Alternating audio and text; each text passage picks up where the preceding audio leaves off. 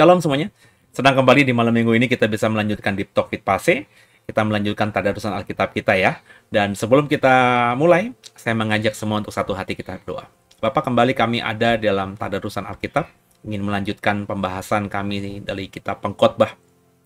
Bicara kepada kami, berikan kami hikmat rema daripadamu, sehingga apa yang kami baca kami mengerti dengan sungguh dan bisa menjadi bekal kami dalam sisa hidup kami ini, sehingga yang kami kerjakan sampai nanti kami selesai, semuanya bisa menyenangkan Tuhan.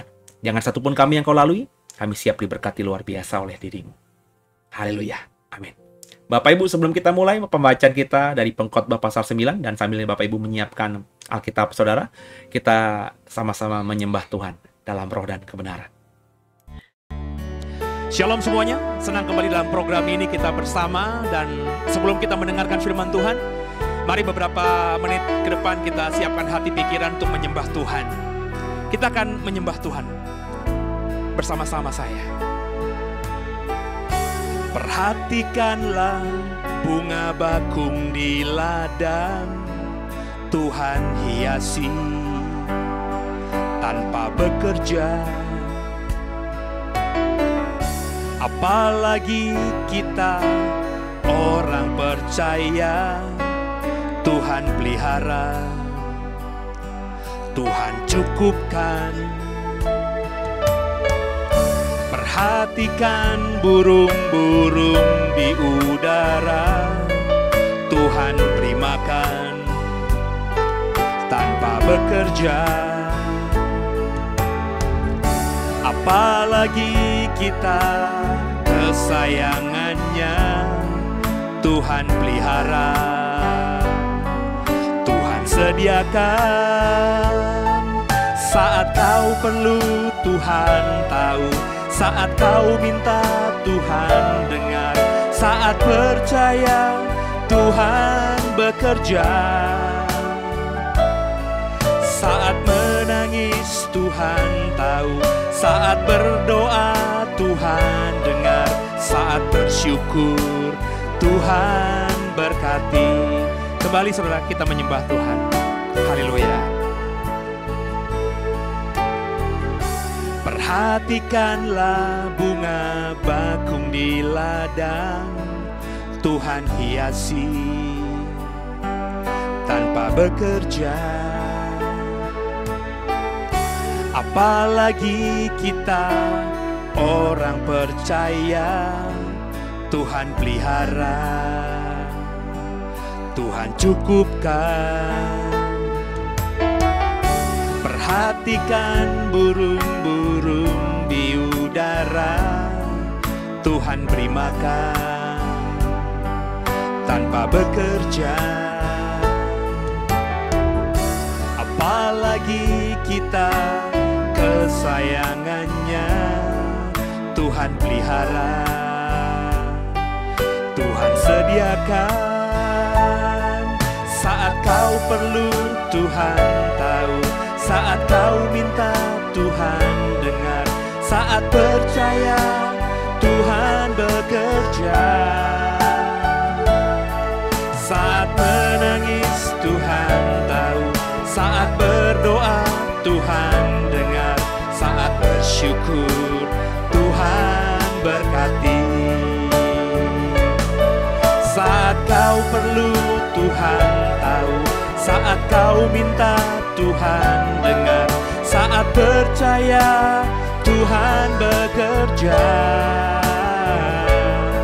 saat menangis Tuhan tahu, saat berdoa Tuhan dengar, saat bersyukur Tuhan berkati. Saat bersyukur Tuhan berkati. Saat bersyukur Tuhan berkati. Mari sembah Dia, saudara. Haleluya. Kami memuji-Mu Tuhan, kami memuliakan-Mu Tuhan. Haleluya. Sebab Allah yang hidup, Allah yang berkuasa, tiada yang seperti-Mu Tuhan. Terpujilah nama-Mu. Haleluya, haleluya. Allah yang heran, Allah yang perkasa, penasehat ajaib kami, Yesus Tuhan. Tiada yang seperti-Mu.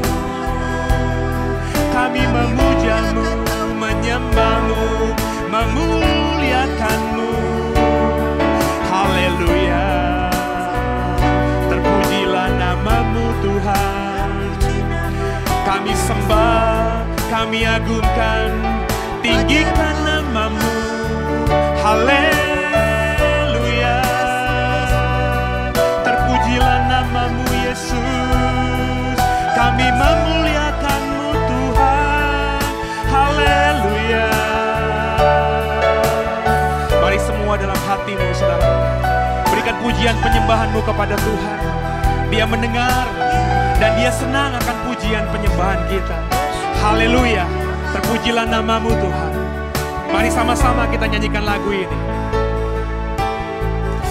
Perhatikanlah bunga bakung di ladang, Tuhan hiasi tanpa bekerja.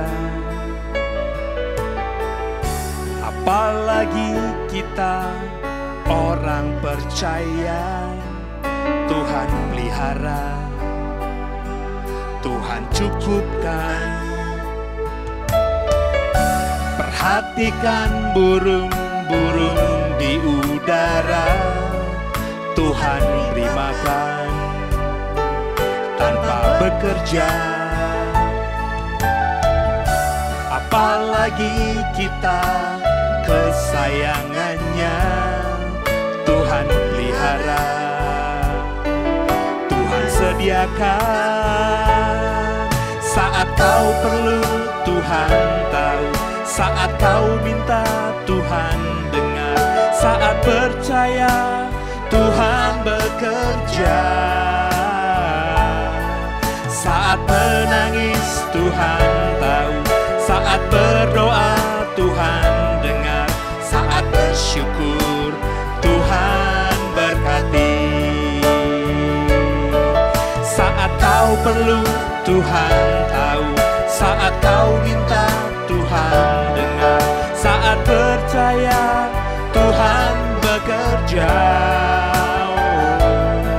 saat menangis Tuhan tahu, saat berdoa Tuhan dengar, saat bersyukur Tuhan berkati.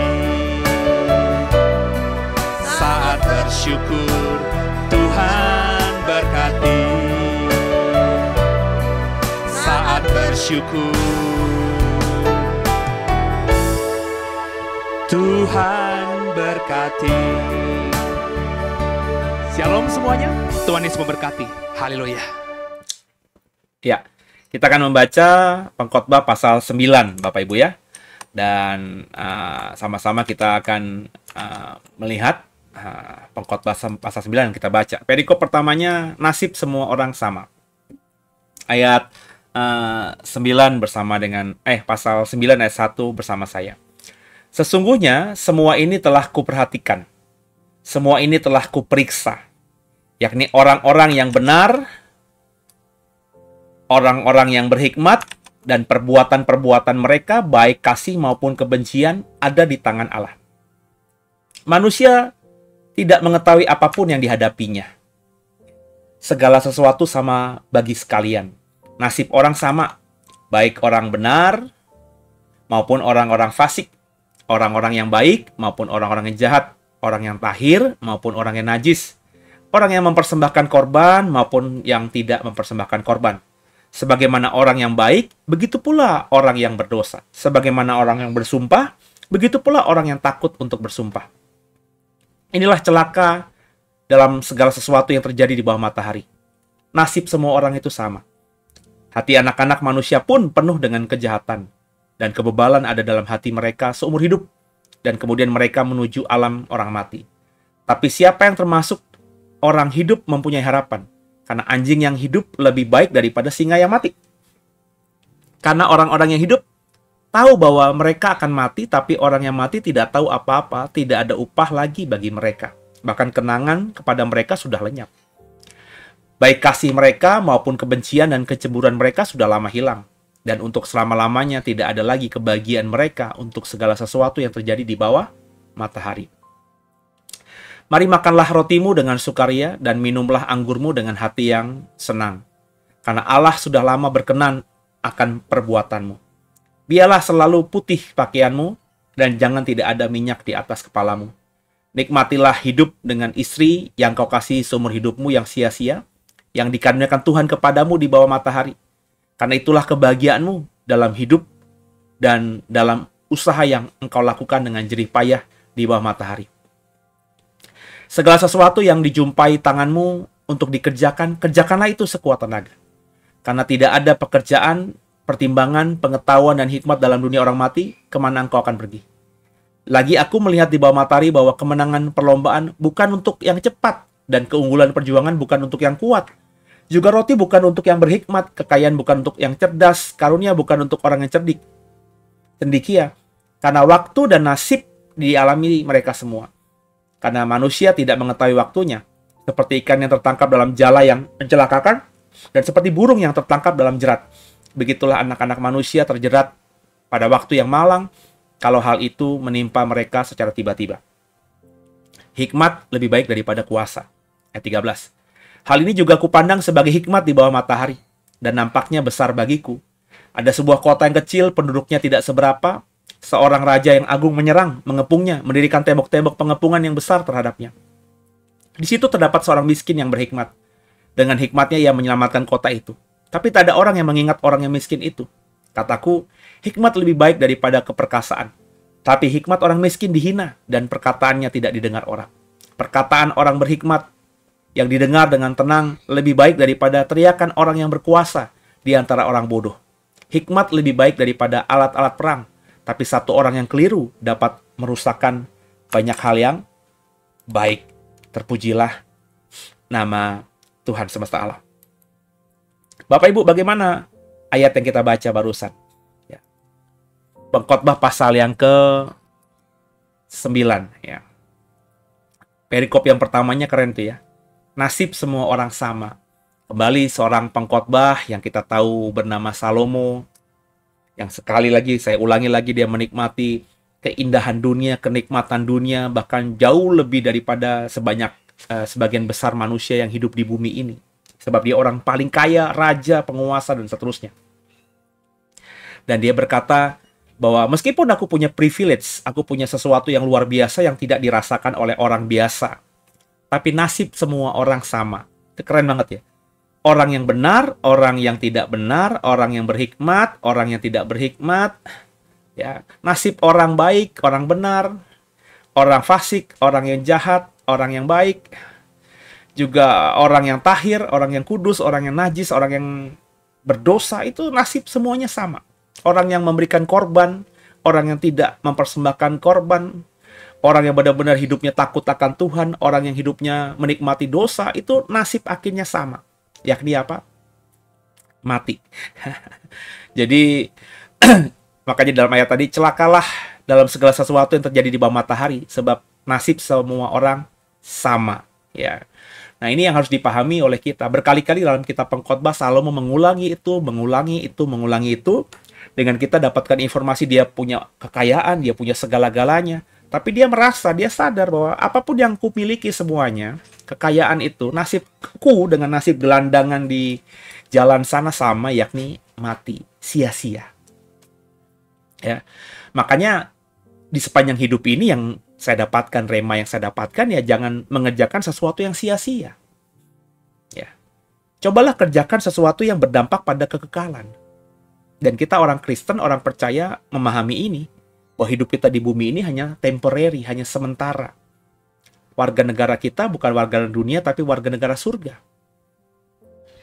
Maka ketika kita diizinkan Tuhan bisa hidup cukup panjang di dunia ini, jangan mengerjakan yang sia-sia. Yang sia-sia itu maksudnya yang tidak satu DNA dengan sorga. Bapak Ibu mengejar kekayaan, Bapak Ibu mengejar semua harta benda berlimpah. Di surga nggak dibutuhkan itu, sebab semua kita di surga adalah raja. Baik-baik baca dalam Yerusalem baru, dalam langit baru, bumi baru. Kita semua adalah raja-raja yang tidak mungkin hidup dengan kesusahan karena kita sudah bersama dengan Tuhan selama-lamanya. Jadi kalau kau menghabiskan sesuatu hanya demi hal-hal yang bersifat sementara tadi, ya sia-sia. Kalau kita ingat pembahasan Pengkhotbah di pasal-pasal sebelumnya, kalau kita kumpulkan banyak pun, nanti kita tidak akan menikmatinya. Yang menikmati justru orang-orang lain. Yang bahkan mungkin akhirnya tidak menghargai dan akhirnya juga hilang. Kan saya sudah pernah bagikan kan. Bahwa Salomo tuh kaya. Dia tahu nanti yang mewarisi bukan, yang menikmati bukan dia, tapi anak-anaknya. Dan dia sudah menyadari dengan dia punya 1000 perempuan. Anak-anak yang jumlahnya mungkin juga 1000-an. Bayangin kalau satu istri punya 2-3 anak. Berapa anak-anak kandung Salomo? Anak-anak kandung Salomo itu artinya anak darahnya dari Salomo sendiri. Bukan anak angkat, bukan anak tiri. Anak dari darahnya Salomo. Ribuan mungkin. Gila nggak saudara ya? Dan Salomo tahu nanti ketika kuwariskan hartaku yang banyak ini, nanti kalau dibagi rata sama anak-anakku juga nggak jadi apa-apa. Belum kalau mereka nanti ribut. Menghabiskannya untuk pesta pora. Karena dia tentu melihat anak-anaknya hidup dalam kenyamanan. Nggak bekerja keras. Dan akhirnya akan sia-sia. Ya, aku kerja capek-capek, aku nggak menikmatinya, menikmati anak-anakku. Iya kalau anak-anakku nanti menghormati apa yang ku wariskan itu. Kalau tidak, sia-sia. Habis lenyap begitu saja. Ya, jadi ini yang saya pahami, saudara. Ya, kemarin ketika orang tua saya meninggal, saya segera ngobrol sama adik saya ya, supaya kita nggak usah ribut soal apa ya, tinggal saya ngomong aja, ini bagianmu, ini bagian yang mungkin bisa menjadi hak saya gitu ya, dan kita ngobrol baik-baik. Dan karena ibu saya meninggal, ibu saya juga mewarisi sesuatu dari orang tuanya yang belum beres sampai sekarang, masih dalam keluarga besar. Saya langsung bikin pertemuan segenap cucu-cucunya eyang saya ya, supaya saya mau beresin semuanya. Ya, supaya tidak ada nanti yang dirugikan, cucu-cucunya tidak ribut, kita semuanya yang cucu-cucunya eyang itu bisa kompak, saya kumpulin semuanya. Kita saya sebagai cucu yang paling tua, laki-laki ya, yang berinisiasi untuk kumpulkan semua dan sharing ya, bagaimana langkah sebaiknya supaya semuanya kita tetap rukun dan damai. Saya tekankan bahwa harta yang kita miliki nanti itu adalah warisan, bukan hasil keringat kerja kita. Ya, bukan hasil usaha kita. Kita cuma ketimpa berkat aja gitu. Itu harta orang-orang tua kita, harta eyang kita. Ya. Jadi kita tidak berhak untuk menuntut apapun sebenarnya. Nah, karena kita memilikinya secara bersama, ada surat wasiatnya, ya kita ngomongin baik-baik. Tapi jangan mau menang-menangan gitu. Kenapa? Karena itu bukan harta kita. Ya, dengan prolog seperti itu, puji Tuhan, kami satu suara, ya nggak ada ribut-ribut lagi. Sesuatu yang belum selesai di orang tua kita. Ya, mereka ada entah kenapa masalah sepele bagi saya nggak selesai. Tapi ketika orang tua saya sudah nggak ada, saya kan berarti yang harus menjadi juru bicara mewakili orang tua saya. Saya undang semua cucu-cucunya eyang saya bicara semuanya bisa kompak, bisa selesai. Tinggal satu langkah lagi untuk bicara kepada anaknya eyang saya, jadi om dan tante saya gitu ya, supaya mereka juga ngerti, paham. Dan saya yakin kalau kita memang tujuannya niatnya baik, kita akan bisa selesaikan. Nggak ribut masalah harta-harta seperti ini. Ya, berapa banyak keluarga yang hancur gara-gara ini. Ya. Saya punya orang-orang dekat juga yang saudara sekandung itu nggak ngobrol-ngobrolan lagi hanya gara-gara harta warisan. Bagi saya mengerikan. Bagi saya sesuatu yang benar-benar menyedihkan gitu ya. Ya hanya gara-gara uang semua yang namanya persaudaraan kandung itu bisa lenyap gitu aja. Ya, ini yang nggak mungkin bisa dikerjakan orang banyak. Saya bukan menyombongkan diri, tapi saya sampai di titik ini karena saya memahami sungguh pengkhotbah pasal 9 ini semuanya sia-sia. Saya udah baca berkali-kali, ya. Dengan pemahaman itu saya akan juga memahami bagaimana saya menyikapi soal harta warisan itu. Bahwa itu adalah peninggalan orang tua kita, peninggalan nenek-nenek, kakek-kakek kita, di mana sebenarnya itu mereka harus menikmati, tapi mereka tidak menikmatinya. Itu yang kata Salomo sia-sia. Dan kita nggak mau mengulangi apa yang terjadi pada anak-anaknya Salomo yang rebutan kekuasaan dan seterusnya, sehingga Israel kan pecah. Ya. Kalau kita nggak punya perspektifnya Salomo dalam konteks hal ini, ya kalau ada orang tua kita meninggalkan harta warisan, kita akan ribut dengan saudara-saudara kandung kita. Jadi masih ngomong kakak, abang, adik, kakak, cece, koko, itu ketika orang tua masih hidup masih kayaknya normal, akur. Tapi ketika orang tua nggak ada, beng! Dan saya bukan melihat 1-2 kasus, tapi beberapa kasus, paling tidak dalam hidup saya, yang saya ngerti banget orang tuanya siapa, yang saya tahu banget ribut soal hal ini. Saya juga punya kenalan bukan cuma 1-2, di mana orang tuanya kaya, tapi akhirnya harta warisannya itu habis aja gitu, lenyap aja gitu. Padahal saya yang mengenal keluarga ini dulu ketika orang tuanya mereka masih hidup, saya bilang uang mereka tidak berseri. Tapi ketika orang tuanya meninggal, habis gitu aja. Ya kalau bagi saya karena anak-anaknya yang memang tidak berhikmat. Ya, anak-anaknya yang dulu dididik dengan cara yang salah.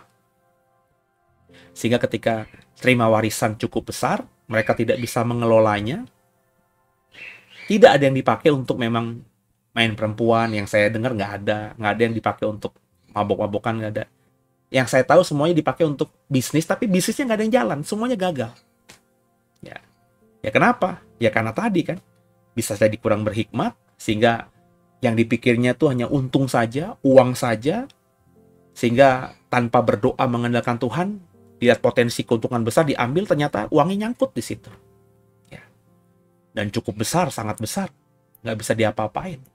Itu kayak zamannya Presiden SBY dulu, yang bangun sesuatu di Hambalang, mau dijadikan kayaknya pusat olahraga nasional, tapi akhirnya macet, korupsi di situ, dan monumennya ya ada, ya, rumah hantu di situ.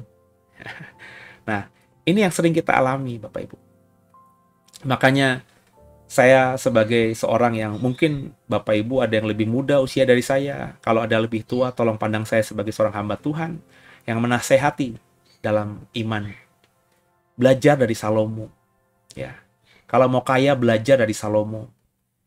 Kalau misalnya merasa hidupnya susah, kurang, belajar juga dari Salomo.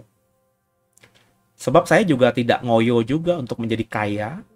Meskipun hidup saya biasa aja, saya nggak pernah stres. Kenapa? Karena Salomo yang paling kaya aja berkata, semuanya sia-sia.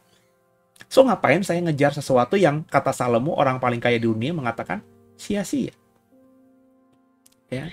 Jadi, sama-sama Bapak Ibu kita belajar banyak dari Salomo lewat kitab pengkhotbah ini, dan kita akan sebentar mengunci tahun 2023 dan masuk 2024. Ya, penting kita untuk lebih dalam tentang hikmat dari Salomo ini. Jadi di malam minggu ini mungkin itu saja yang saya bisa sharingkan. Ya, nggak banyak yang bisa saya sharingkan. Dan Bapak Ibu biji mata Tuhan,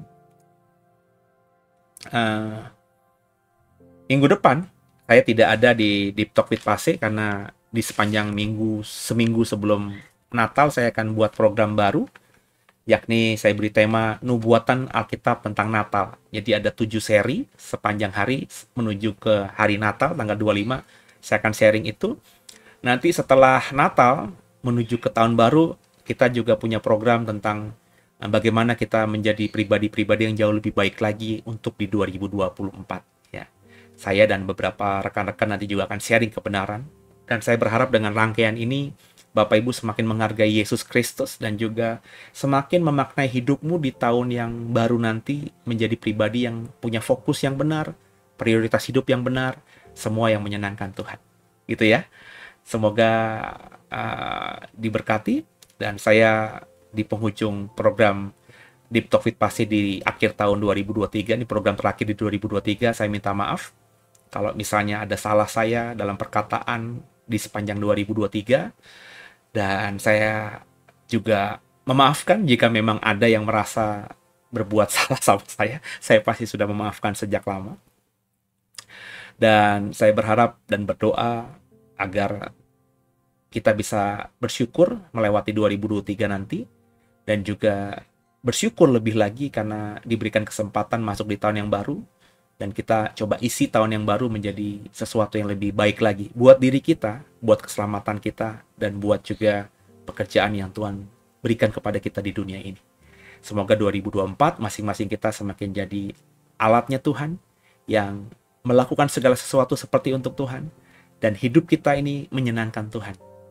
Itulah yang saya doakan, saya coba usahakan dalam hidup saya. Masing-masing kita benar-benar melakukan apa saja yang menyenangkan hati Tuhan. Semoga diberkati ya. Jadi karena di akhir tahun tidak ada lagi Deep Talk with Pase, maka saya mengucapkan selamat Natal 2023. Selamat tahun baru juga 2024. Doa saya yang terbaik dari Tuhan Yesus Kristus, Tuhan Juru Selamat kita yang hidup secara limpah tercurah dari surga buat setiap kita. Sehingga kita hidup semakin diberkati berlimpah, dan kita semakin jadi berkat bagi banyak orang. Nama Tuhan dipermuliakan lewat sepanjang sisa hidup kita masing-masing. Tundukkan kepala, kita doa. Makasih Tuhan buat hari ini. Kami sudah selesaikan Deep Talk with Pase terakhir di tahun 2023. Dan nanti akan kami lanjutkan lagi di 2024. Doa agar Tuhan terus sertai setiap langkah kami menjadi pribadi yang jauh lebih baik. Kami terus jadi terang dan garam dunia, paling tidak buat keluarga terdekat kami, sehingga tergenapi janji Tuhan, satu orang bertobat, seisi rumah diselamatkan. Ampuni salah dosa kami. Yesus Kristus adalah Tuhan Juru Selamat kami yang hidup, dan ke dalam tangan-Mu lah kami serahkan tubuh, jiwa, dan roh kami. Haleluya. Amin. Selamat malam minggu. Selamat malam juga. Tuhan Yesus memberkati semuanya. Terus semangat dalam Tuhan.